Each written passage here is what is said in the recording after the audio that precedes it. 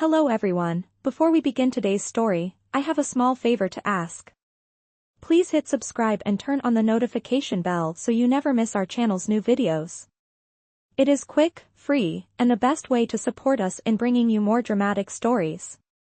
Your support means the world to us. Where are you watching from? Drop your city or country in the comments below. Thank you very much.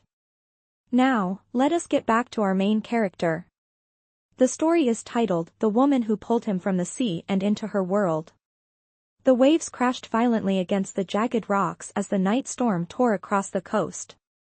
Lightning split the sky, revealing the outline of a small wooden boat being tossed like a toy in the raging water. Inside, a man clung to a broken plank, his breath shallow, his strength fading. His name was Ethan Blake, heir to Blake Maritime Industries, a company built on steel ships and fortunes. But tonight, he was just a man lost at sea, stripped of every ounce of control he once commanded. As the wind screamed and the cold bit into his skin, he whispered one last thought before blacking out, maybe this is how it ends. When dawn broke, the sea had calmed into glass. Along the quiet shore of a fishing village, a woman dragged a body from the surf. Her hands trembled, her clothes soaked with salt water, her breathing heavy from the effort. Her name was Marina Hale. She was 30, a painter by heart but a fisher by survival. She pressed her ear against his chest. A faint heartbeat. Without hesitation, she began chest compressions, whispering, "Come on, do not you die on me." The man coughed, choking on seawater, eyes flickering open. For a moment, their gazes locked hers wide with shock, his glassy and lost. He whispered, barely audible, "Where am I?" "Safe," she said softly. "You are safe now." In the following days, Ethan recovered in her small coastal cottage. The place smelled of salt and drying paint. He remembered little beyond the storm. To her, he was just a shipwreck survivor with haunting eyes and expensive manners. To him, she was the woman who had pulled him back from nothingness. He watched her move around the cottage quiet, steady, resilient. When he asked why she helped a stranger, she only shrugged. The sea gives and takes. Today, it gave you. But beneath her calm tone was a heavy truth. Her father lay sick in the next room, his medicine running out, their bills piling higher than the tides. Ethan noticed the drawings pinned on her wall. Children by the dock, sun over blue waves, a dream of opening a small art studio for the village kids. He felt something shift inside him. A reminder of a life untouched by greed.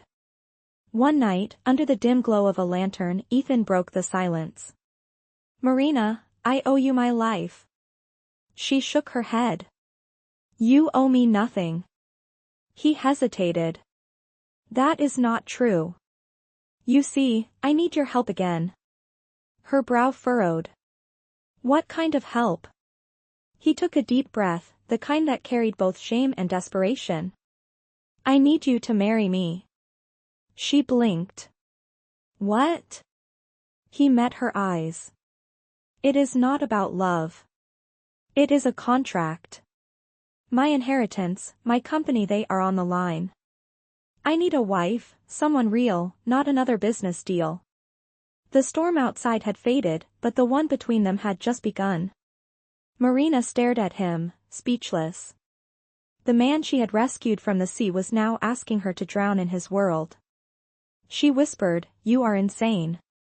Ethan's voice lowered, almost a plea. "Maybe.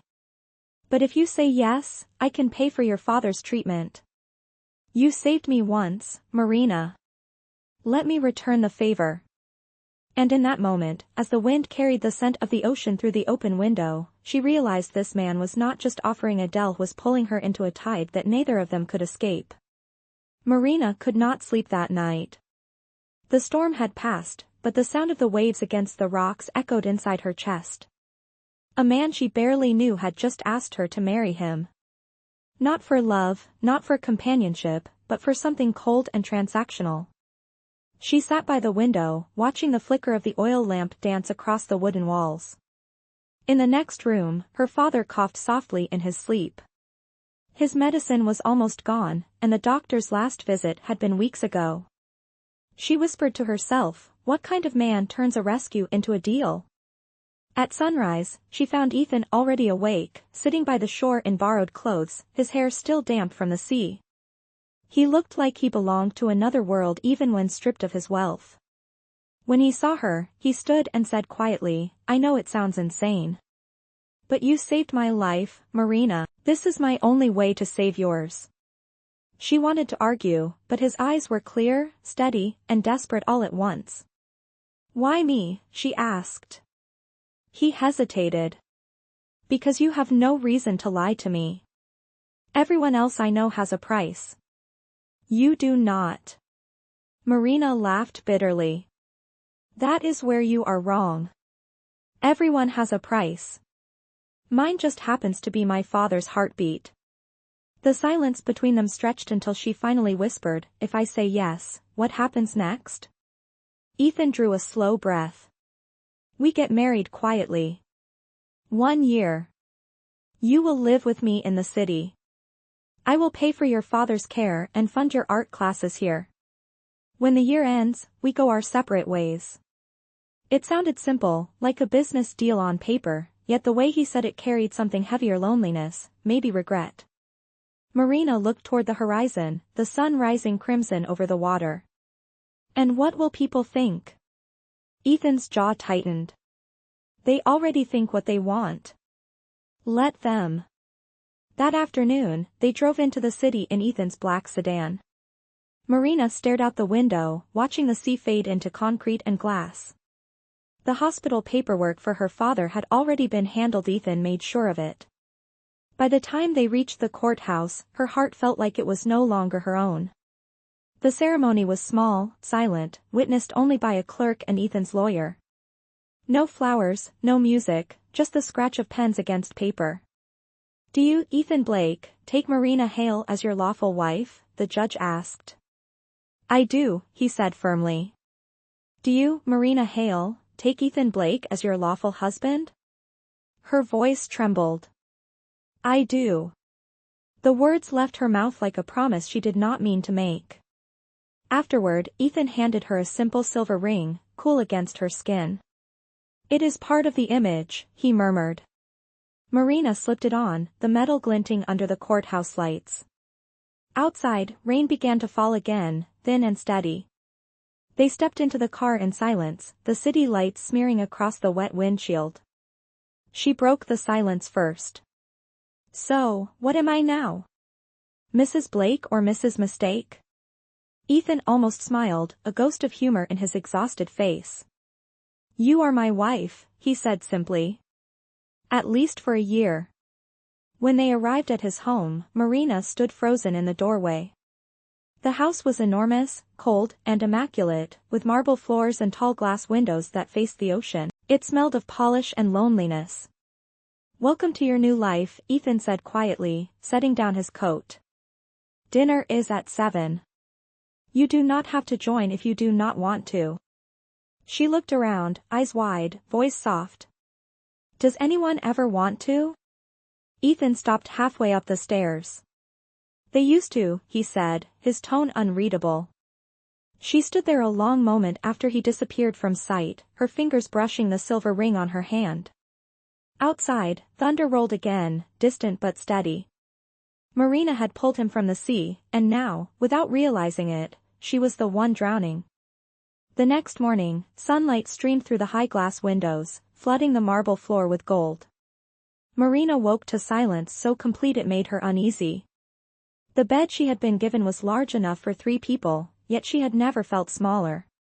Her old life smelled of salt and paint, this one smelled of money and polish. On the dresser sat a folded note in neat handwriting.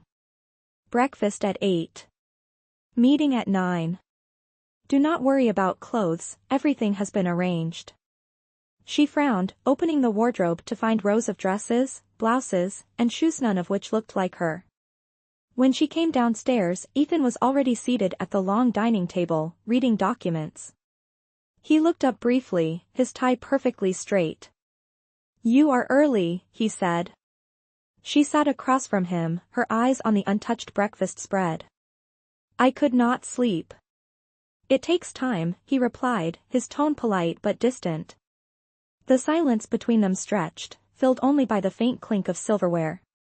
Finally, Marina asked, "Do people really live like this? In rooms big enough to echo?" Ethan looked at her, a flicker of something crossing his face. "They survive like this," he said softly. After breakfast, an assistant Ayurveda woman named Clarado take Marina through what she called orientation. There was a schedule for public events, charity dinners, and etiquette lessons. Marina tried to follow, but the world around her felt unreal. When she stumbled during her posture lesson, Clara smiled tightly. "Do not worry, Mrs. Blake. Perfection is learned." That night, Marina stood on the balcony overlooking the sea. The city lights shimmered far below, but she missed the sound of real waves crashing against the shore. Ethan joined her quietly, holding 2 cups of tea. "You are not sleeping," he said. She nodded. "It is too quiet." "You will get used to it," he murmured. She turned to him. "Have you?" He did not answer. The following week, Ethan took her to a charity gala. Cameras flashed the moment they arrived. Marina clung to his arm, feeling the burn of dozens of curious eyes. A reporter shouted, "Mr. Blake, is it true your marriage was arranged?" Ethan tightened his grip slightly. "No," he said firmly, his smile polite but controlled. "My wife saved my life. I suppose you could call it fate." The crowd laughed softly, charmed, and Marina forced a smile. Inside the ballroom, chandeliers sparkled like stars. A string quartet played softly while servers moved like shadows. Marina did her best to stay calm, repeating Clara's lessons in her head, posture straight, chin up, smile lightly. But she could feel the whispers behind her back. One woman whispered, "She looks so ordinary." Another said, "He could have anyone." Why her? Marina excused herself and stepped out to the corridor, her chest tight. She leaned against the wall, blinking back tears. Then she heard footsteps. Ethan stood behind her, expression unreadable. "You did well tonight," he said quietly. "They were cruel," she replied. "You should have corrected them." He met her eyes. "Why?" "You do not need their approval. You are my wife. That is enough." She looked at him in disbelief. "Is it? Because to me, it feels like I am just another item on your schedule." His voice softened. "I am sorry, Marina. I forget that this world can hurt more than the sea." For the first time, she saw the man behind the tailored suit, the same man she had dragged from the waves. There was something broken in him, something she did not yet understand. He took a step closer. "I know this is not what you wanted," he said. "But I promise, I will not let them drown you." She smiled faintly. "Do not make promises you cannot keep." Later that night, she returned to her room, her reflection shimmering in the mirror. The silver ring on her finger caught the moonlight. She whispered to herself, 1 year. But deep down, she was beginning to realize that what they had signed on paper could not control what was quietly beginning to grow between them. Days turned into weeks, and Marina's new life unfolded like a script she had not agreed to read. Every morning began with lessons in posture and manners, every evening ended with dinners that felt more like interviews than meals. Yet something inside her was changing. She was beginning to see glimpses of the man behind the businessman. Ethan no longer hid behind perfect words. Sometimes, he would laugh quietly at her jokes, or walk barefoot on the balcony just to feel the night air. One evening, she found him standing in his office, surrounded by sketches of ships and models of vessels. "You still design?" she asked, stepping closer. Ethan smiled faintly. "Old habits. My father taught me when I was a boy. He believed ships should have a soul, not just engines." She studied one of the blueprints. "And do they?" He met her gaze. "Only if someone believes in them."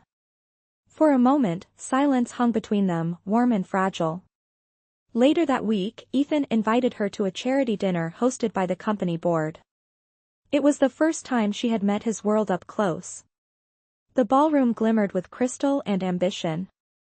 As they entered, conversation stopped for half a second, enough to make her skin prickle. Ethan placed a reassuring hand on her back. "Just breathe," he whispered. At their table sat investors, board members, and one woman whose smile was too sharp to be kind. "Marina, this is Victoria Hale," Ethan said evenly. "Our marketing director." Victoria's gaze lingered on Marina's dress, a pale blue gown chosen by Clara. "Lovely choice," Victoria said. "It almost hides how uncomfortable you are." Marina smiled politely. "Almost." The woman blinked, not expecting the reply. Ethan suppressed a smile, whispering, "Well played." As dinner went on, Marina found herself easing into conversation, speaking about art and coastal communities.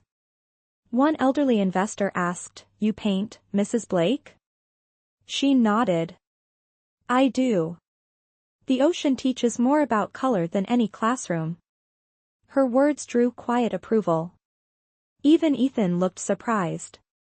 When the time came for toasts, Victoria raised her glass. "To Ethan Blake," she said sweetly, "and to his brave new wife. May this union bring the company as much stability as it brings headlines." Laughter rippled through the table, light but cutting. Marina felt her face flush, but before she could respond, Ethan spoke. "Thank you, Victoria. Though I must correct you, it was not bravery. It was gratitude. She saved my life. Tonight, I simply return the honor." The table fell silent. Marina looked at him, a flicker of emotion in her chest she could not name. After the dinner, they drove home in silence. Rain tapped against the car windows, rhythmic and soft. Finally, Marina said, "You did not have to defend me." Ethan kept his eyes on the road. "Yes, I did. You were right. You are not an item on my schedule." She turned to him, her voice gentler. "Then what am I?" He hesitated before saying, "Someone I am starting to remember how to care about." Her breath caught. The city lights flickered across his face, painting him in silver and shadow. When they arrived home, she lingered by the door. "You once said ships have souls," she murmured. "Maybe people do too. Maybe yours just needed a storm." Ethan smiled faintly, the kind of smile that carried both ache and relief. "Then thank you for being the storm, Marina." That night, she stood by the window, watching lightning crawl across the sky, her heart no longer sure of where the contract ended and where something real had begun. Somewhere down the hall, Ethan paused by his study, staring at the framed photograph of his parents.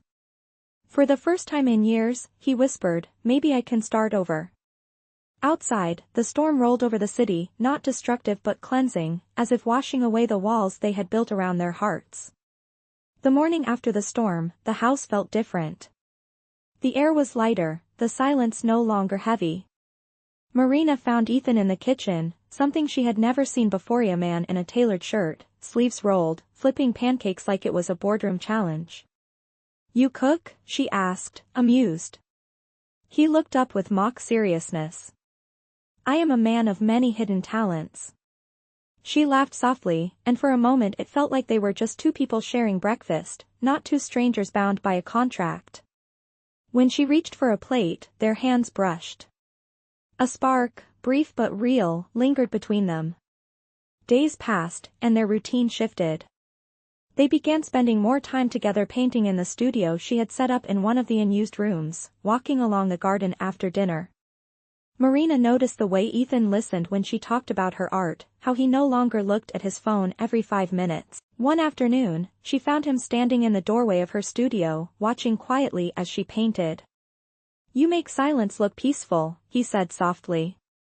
"That is a rare gift." She smiled.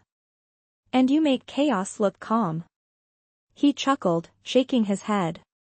"I have been called many things, but never calm." Then his expression turned distant. "My father used to say calm seas make weak sailors." Maybe that is why I keep testing the waves. Marina set down her brush. And what happens when the waves fight back? He met her eyes. Maybe I finally learned to swim. Their connection grew, subtle but undeniable. Yet the world outside their walls was not as forgiving.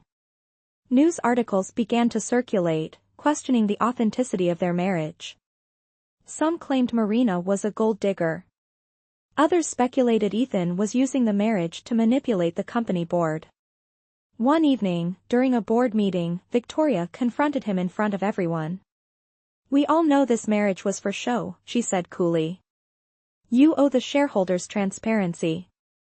Ethan's jaw tightened. "My personal life is not up for debate." "Then why hide the contract?" she countered. The room fell silent. Marina, who had come to deliver a forgotten folder, froze at the doorway. Ethan's voice was firm. "Because it is not relevant to you, Victoria. And because I no longer care what you think." His words echoed, final and sharp. Later, in the car, Marina's heart pounded. "Is it true?" she asked quietly. "Does she know about the contract?" Ethan exhaled. "No. But she suspects. People like her always do." "Then what happens if she finds proof?" He glanced at her, eyes heavy with something like regret. "Then I lose everything. But if I lose you in the process, it will not matter." She turned toward him, stunned. "Ethan," but he looked away, his hands gripping the wheel. "I did not mean for any of this to happen. You were supposed to be a name on paper, nothing more." "And now," she whispered. He smiled sadly. "Now I wake up wondering if I am the one who was saved." That night, Marina sat by the balcony, looking out at the city. The silver ring glinted in the moonlight, no longer cold but warm against her skin. She thought of the man she had pulled from the sea, the same man now fighting waves of a different kind. And she realized something terrifying: the line between duty and desire had already disappeared. Somewhere inside the house, Ethan stared at the contract locked in his desk drawer. A single sheet of paper that could destroy them both. He ran a hand through his hair and whispered into the empty room, "1 year, Ethan. You said 1 year. Why does it already feel like forever?" Outside, the wind carried the scent of rain again, the same scent that had started it all. The storm was returning, but this time, it was not from the sea, it was coming from within. The storm came sooner than either of them expected. 2 days after the board meeting, the tabloids exploded with headlines. Ethan Blake's marriage a lie. The contract wife. Gold digger from the sea. Someone had leaked the agreement, every clause printed for the world to see. By noon, reporters crowded outside the Blake mansion gates, their cameras flashing like lightning. Marina watched from the upstairs window, her stomach twisting. Ethan stood in the courtyard, facing the chaos with cold composure, but she could see the strain in his eyes. When he came back inside, his jaw was tight, his voice low. "Victoria did this." Marina's heart sank. "What will happen now?" He rubbed a hand across his face. "They will demand my resignation. Investors will panic. But that is not what I care about." He turned to her. "They will come after you, Marina. You did nothing wrong, but they will not care." She stepped closer, shaking her head. "You do not have to protect me. This was my choice." "No," he said, his voice cracking. "You saved me once. Let me save you this time." That night, the house no longer felt like a home. The staff whispered, the phones rang non-stop. Marina packed a small bag quietly. When Ethan found her, his expression shattered. "You are leaving?" She swallowed hard. "If I stay, they will destroy you. Let them think I used you. Maybe that will calm them." Ethan stepped forward, gripping her hand. "You think I care about their headlines? You think this company means more than you?" His voice trembled, the first time she had heard it break. Marina, please. She smiled sadly. You told me once that calm seas make weak sailors. Maybe this is your wave to face alone. Tears burned in his eyes as she pulled away. You cannot fix a lie by becoming one, Ethan. We both know this started as a deal. Maybe it should end like one. She walked out into the rain, the same rain that had carried him to her months ago. Ethan stood at the window, watching her disappear down the drive, her figure fading into the storm. The following days blurred. News outlets feasted on the scandal. The board forced an emergency meeting, demanding his resignation. Ethan refused. I will not apologize for finding something real, he told them, his voice calm but defiant. When they pressed about the contract, he simply said, it was business. But it became life. That night, he sat alone in his office, staring at the framed photograph of Marina painting in the studio. Her laughter seemed to echo in the silence. The silver ring she had left on the desk caught the glow of the lamp, glimmering like a broken promise. Weeks passed. Marina returned to the coastal village, back to her father's small house by the sea. She spent her days painting and teaching local children, trying to forget the noise of the city. Yet every night, when the tide rolled in, she could almost hear his voice in the waves. One evening, her father said gently, you look at the ocean the way you used to look at him. She smiled faintly. Maybe because they both took more than they gave. But deep down, she knew it was not true. The ocean had given her Ethan, and Ethan had given her a piece of herself she had forgotten existed. In the city, Ethan's company began to crumble under pressure. Investors fled, and Victoria took her chance to rise. But then came the Let Tara statement to the press written by Ethan himself. It read, I will not deny the contract. What began as obligation became love. I will not hide the truth because the truth saved me. The words spread fast, changing the tone of the storm. For the first time, people began to see him not as a fraud but as a man who had learned what honesty costs. And far away by the sea, Marina read that statement and whispered into the night air, you finally learned to swim. Months passed, and the scandal slowly faded like a storm losing its voice. Ethan had stepped down from his position as CEO, choosing silence over spectacle.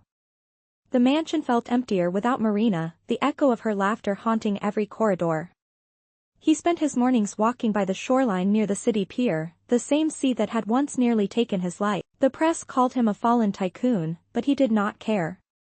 He had learned what mattered, and it was no longer power or pride. One morning, as he walked along the dock, a familiar sound caught his ear, the soft laughter of children. He turned to see a small art booth near the market, where children painted under the guidance of a woman with chestnut hair pulled into a messy braid. For a heartbeat, he thought he was dreaming. Marina. She was there, alive in color and light, her clothes splattered with paint, her eyes brighter than the sea itself. He did not approach at first. He simply watched, feeling the strange ache of hope. After a while, she looked up and saw him standing there. The brush in her hand froze. The children looked between them curiously, sensing something unspoken.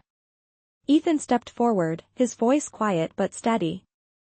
You found your studio. Marina swallowed, her heart racing. And you found your honesty. He smiled faintly. It took losing everything. She studied him for a long moment, then sighed. You did not have to lose me too. I know, he said softly. But I had to learn that love is not something you can write into a contract. The wind carried their words out to sea, the scent of salt and paint mingling in the air. A small boy tugged Marina's sleeve. Miss Marina, who is he? She looked at Ethan, then smiled gently. Someone who used to be lost. The boy grinned. Did you find him? Marina's eyes softened. Maybe he found himself. Ethan stepped closer, holding something in his hand. It was the silver ring she had left behind, polished and shining. I kept it, he said quietly. Not as proof, but as a promise. I came back because I still believe in what started in that storm. Marina looked at the ring, her breath catching. For a long moment, neither of them spoke. Then she whispered, "You once said ships should have a soul. Maybe this was ours." Ethan nodded slowly. And maybe it finally found its harbor. Around them, the sea rolled gently, no longer cruel but calm, as if blessing their reunion. The children giggled, the sky blazed gold, and in that small coastal town, the man who had been saved by the sea was finally home again. The next week, the small coastal village prepared for its annual art fair, a celebration of local life and creativity. Marina had been asked to showcase her students' paintings, each one filled with scenes of the ocean that had shaped their lives. The event was simple wooden stalls, salt in the air, laughter echoing over the docks. But to her, it felt monumental. It was proof that beauty could grow from ruin. As she arranged the last canvas, she sensed a familiar presence behind her. Ethan stood there, dressed not in a suit but in a plain white shirt rolled at the sleeves, the sea wind ruffling his hair. In his hands, he held a wrapped frame. "You forgot one," he said with a small smile. She tilted her head. "I do not remember painting another." He placed the frame against the easel and slowly uncovered it. It was a painting, her painting, one she had left unfinished in his mansion months ago. The canvas showed the ocean at dusk, half light and half shadow, with two figures standing hand in hand at the water's edge. He had finished it. "I found it in the studio," he said softly. "I thought it deserved an ending." Her voice trembled. "You remembered every stroke." "I remembered you," he replied. The crowd around them was unaware of the quiet storm unfolding in front of the easel. Marina's eyes filled with tears as she touched the painting. "It is beautiful," she whispered. Ethan looked at her, his voice low. "It is not the only thing I came to finish." He reached into his pocket and pulled out a folded piece of paper. It was the old contract, creased, worn, and now torn neatly in half. "No more deals," he said, his tone steady but emotional. "No more rules. Just truth." Marina stared at the torn paper, realizing the weight it once held had finally lifted. "Why now?" she asked. He smiled faintly.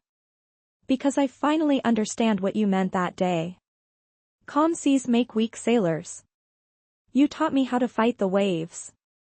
For a moment, she could not speak. Then she stepped closer, placing her hand over his. "And you taught me that not every storm destroys. Some build new shores." Their eyes met, and in that small space between words, everything unspoken became clear. The crowd clapped nearby as the fair's opening ceremony began, but the world around them faded. It was just Marina and Ethan, standing in front of the painting that told their story. A sea that once tore them apart now gently held them together. Ethan whispered, "Marina, if this is our second chance, I do not intend to waste it." She smiled through her tears. "Then do not. Just stay." And for the first time, the man who had once lived by contracts and deadlines simply nodded, letting the sound of the waves answer for him. 1 year later, the same sea that had once tried to take Ethan now shimmered softly beneath the morning sun. The small coastal chapel was filled with the scent of salt and white roses. Guests gathered quietly, their faces glowing with warmth rather than curiosity. Marina stood at the doorway in a simple ivory dress, her hair loose and touched by the wind. She carried no jewels, only a silver bracelet made from the ring Ethan had once returned to her. When the doors opened, Ethan waited at the altar, his eyes fixed on her as if nothing else existed. Gone was the guarded tycoon who once hid behind contracts and conditions. What stood before her now was a man humbled by loss and healed by love. As she walked toward him, the sound of waves merged with the soft music of a violin, echoing through the open doors of the chapel. When she reached him, Ethan took her hands, his voice quiet but steady. "Do you remember the first time I said those words?" he asked. She smiled. "I do. You said them because you needed me. And now," he whispered, "I say them because I love you." The officiant spoke, but neither of them heard much beyond the rhythm of their own breathing. "Do you, Ethan Blake, take Marina Hale to be your lawful wife?" I do, he said, this time without hesitation. And do you, Marina Hale, take Ethan Blake to be your lawful husband? I do, she answered, her voice trembling with joy. Applause filled the small chapel as they kissed, a moment both quiet and eternal. Outside, children from Marina's art class released paper boats into the water, each carrying a painted wish. One drifted near Ethan's feet, and he bent to read the tiny letters written on its side. It said, "May love always find its shore." He smiled and placed it gently back into the water. Later, as the sun dipped low, they stood together by the pier where it had all begun. The sea was calm now, its surface rippling like glass. Marina leaned her head on his shoulder. "You once told me you did not believe in fate," she said softly. "Maybe fate just needed a storm," he replied. She laughed quietly. "So, what are we now?" He looked out toward the horizon. "We are proof that even the roughest waters can bring you home." She turned to face him, her eyes bright. "And that sometimes, the mistake you fear the most becomes the miracle you needed." Ethan smiled, brushing a strand of hair from her face. "You pulled me from the sea, Marina. But you are the reason I stayed." As the tide rolled in, the water touched their feet, cool and forgiving. The sky blazed gold and pink above them, the last light of day melting into the horizon. And for the first time, there was no contract, no deadline, no fair, only two souls who had learned to love in the way the ocean loves the shore, endlessly returning. The story ended where it began, not with rescue, but with a promise that this time, they would never let go.